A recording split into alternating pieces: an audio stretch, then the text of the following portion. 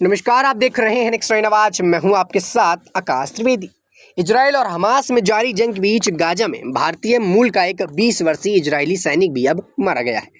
आपको बता दें, भारतीय समुदाय के सदस्यों और डोमिना शहर के मेयर में बुधवार को यह जानकारी दी। 20 वर्षीय सैनिक की पहचान स्टाफ सर्टेज हलेल सोलेमन के रूप में हुई है, जो दक्षिण इजराइल के डोमिना शहर से ताल्लुक रखते थे।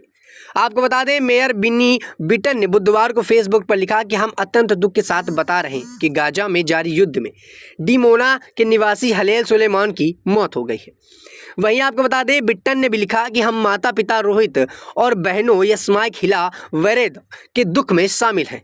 हिलेल सेवा की इच्छा से भर्ती हुआ था। हलेल एक समर्पित शख्स थे। वे पूरा डोमेना शहर और उनके निधन में शोक में डूबा होगा। डोमेना इजराइल के दक्षिण में एक शहर है जो इजराइल के परमाणु रिएक्टर के रूप में पहचाना जाता है, लेकिन कुछ लोग इसे मिनी इंडिया भी कहते हैं क्योंकि ये टाउनशिप में भारत के आए यहूदियों की बड़ी संख्या में है। आपको बता दें, भारतीय समुदाय के सदस्यों ने पीटीआई को बताया कि यह दुखद व्यवहार वाला युवा एक व्यक्ति था और उसका भविष्य बहुत ज़्यादा उज्जवल था। उन्होंने सोलेमन के निधन और इजराइल के अस्तित्व के लिए युद्ध लड़ रहे दूसरे सैनिकों की मौत पर शोक व्यक्त किया। गाजा में जारी युद्ध के दौरान कम से कम 11 इजरायली सैनिकों की मौत हो चुकी है।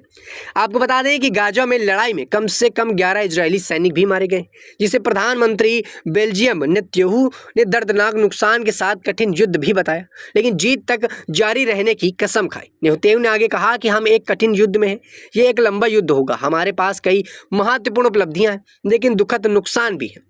आगे नेतन्याहू ने लिखा कि हम जानते हैं कि हमारा हर सैनिक एक पूरी दुनिया है। इजराइल की पूरी जनता आपको और आपके परिवार को अपने दिल की गहराई से गले लगाती है।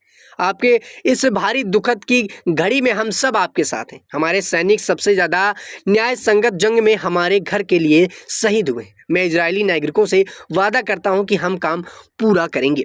दर्शकों, आपको बता दें कि जिस तरीके से इस वक्त इजराइल और हमास में युद्ध चल रहा है और ऐसे में नेतन्याहू का कहना है कि ये एक बड़ी जंग है और काफ़ी ज़्यादा कठिन जंग है।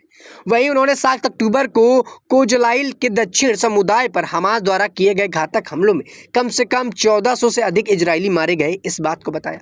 हमास ने आश्चर्यजनक घुसपैठ के दौरान कम से कम 240 लोगों को बंधक भी बना लिया। अमेरिका और कुछ अन्य पश्चिमी देशों द्वारा समर्पित इजरायली ने हमास के युद्ध के खिलाफ घोषणा की।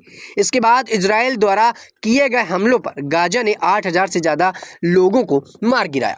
दर्शकों, आपको बता दें कि लगातार इजराइल और हमास के बीच जो जंग जारी है उस पर तमाम लोग मरते हुए नजर आए। कभी संख्या बढ़ती है तो कभी संख्या घटती है। कभी 1400 लोग इजराइल के मारे जाते हैं तो कभी 8000 लोग हमास के मारे जाते हैं और लगातार ये सिलसिला जारी है।